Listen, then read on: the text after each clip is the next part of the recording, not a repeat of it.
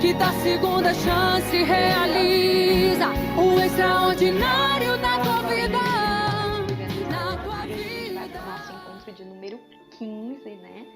Vão ser 21 encontros, então, para quem está curioso, até onde nós vamos? Nós vamos até o capítulo 21, né? São 21 capítulos do Evangelho segundo João. Hoje a gente vai, então, para o nosso encontro de número 15. Abram a sua palavra. João, capítulo 15, vamos ler do versículo 5 até o versículo 8 e depois o versículo de número 16, beleza? Bora lá. Eu sou a videira, vós sois os ramos. Quem permanecer em mim e eu nele, esse dá muito fruto, porque sem mim nada podeis fazer. Se alguém não permanecer em mim, será lançado fora, como ramo. Ele secará e hão de ajuntá-lo e lançá-lo ao fogo e será queimado.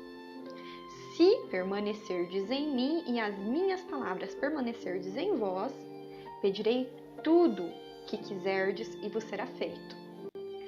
Nisso é glorificado meu Pai, para que deis muito fruto e vos torneis meus discípulos.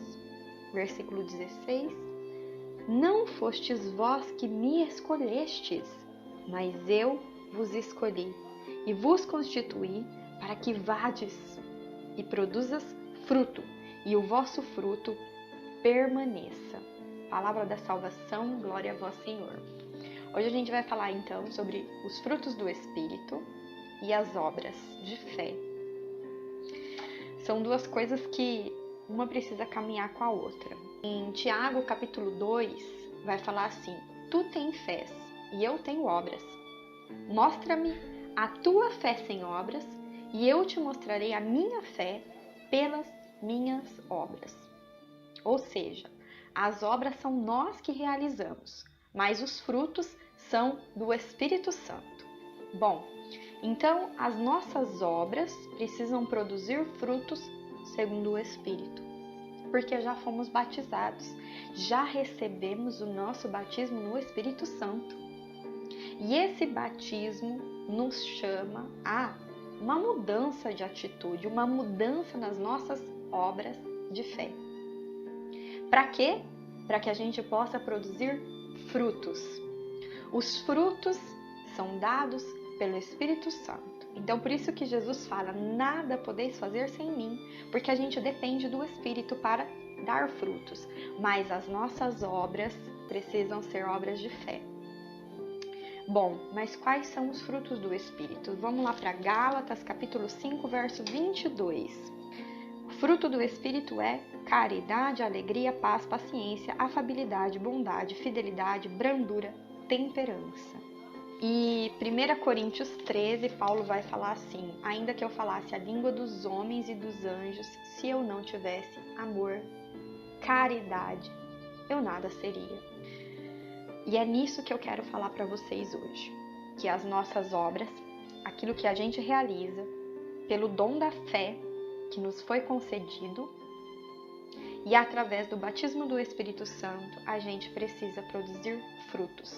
O pecado do orgulho é o que vai contra o amor e a caridade, ou seja, o pecado do orgulho vai contra o principal dom do Espírito Santo, que é a caridade. A gente tem vivido uma espiritualidade muitas vezes um tanto quanto egoísta, orgulhosa, aonde a gente acredita que foi chamado a uma missão imensa, né? E muitos querem o púlpito, muitos querem estar à frente e tem se desvalorizado os pequeninos. Mas quando a gente vai conhecer melhor sobre a vida dos santos, a gente percebe que nenhum dos santos quis ser grande.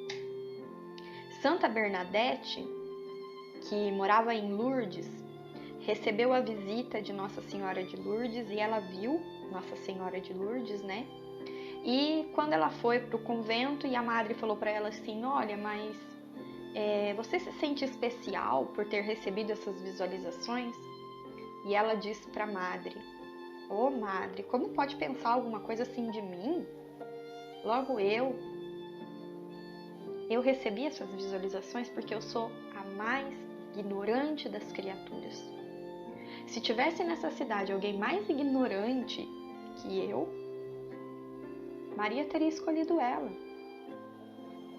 Ou seja, quando a gente vai estudar a vida dos santos, a gente percebe que o que eles tinham e o que me toca é a caridade, é a humildade de querer ser pequeno. Santa Teresinha do Menino Jesus ficava orando e ela falava assim que ela orava pelas pessoas, mas se ela pudesse, ela queria se esconder para que Jesus recebesse as suas orações, mas que ela não fosse vista, que ela fosse esquecida. Totalmente o contrário daquilo que a gente tem visto hoje. Pessoas que dão a sua opinião, mas não para edificar o irmão, ou seja, por orgulho próprio, para mostrar o quanto eu sei, o quanto eu já passei por isso. Pessoas que muitas vezes são procuradas pelos irmãos que estão na igreja ou por outras pessoas e que, não, eu vou te ajudar, eu vou te levar, eu vou fazer isso, eu vou fazer aquilo, mas não para acolher, e sim para mostrar o quanto ela é importante, quanto ela é procurada. Egoísmo, orgulho, quanta dificuldade, irmão, para pedir perdão nós temos tido hoje em dia. E eu me deparei esses tempos em uma situação onde um casal que participa do grupo de oração onde eu participo,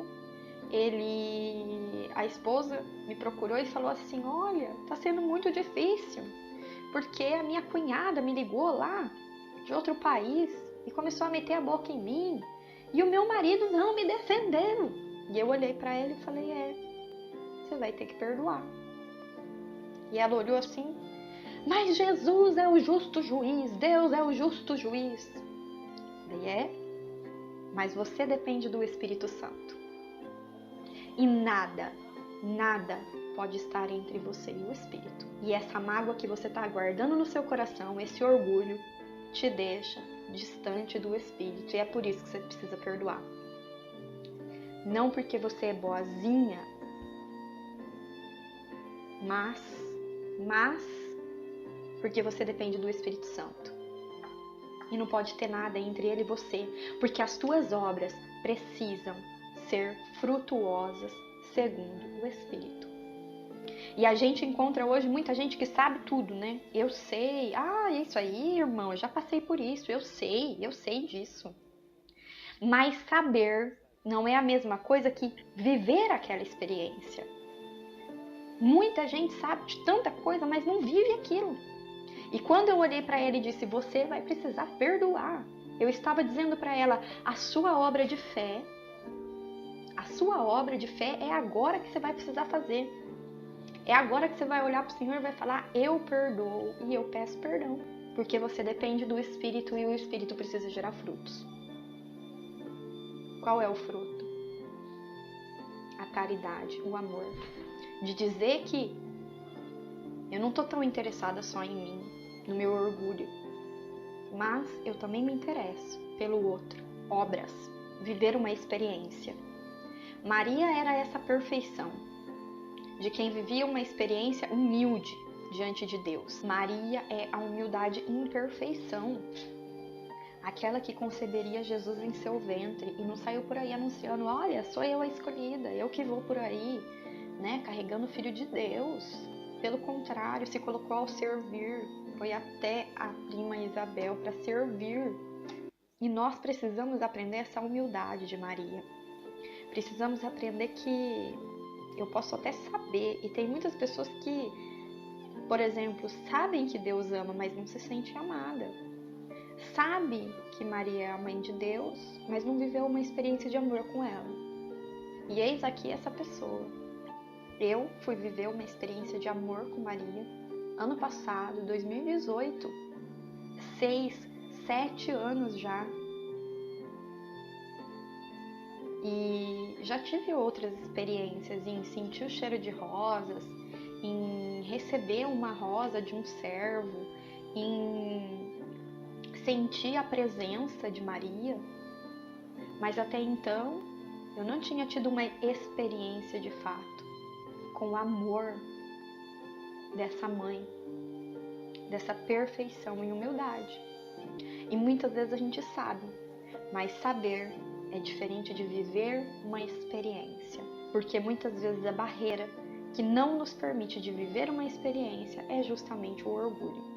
Por isso que possamos hoje pedir realmente à Mãe de Deus e a todos os santos que nos auxiliem, que coloquem as nossas orações nas suas taças e apresente diante do altar do Senhor, para que a gente consiga alcançar a caridade, a humildade, esse amor que vai além daquilo que a gente pode amar, mas é algo que é dom do Espírito, que nos é graça auxiliada por Deus, para que a gente consiga realmente viver como os discípulos de Cristo, como diz a palavra. Amém? Um beijo, até o encontro de número 16.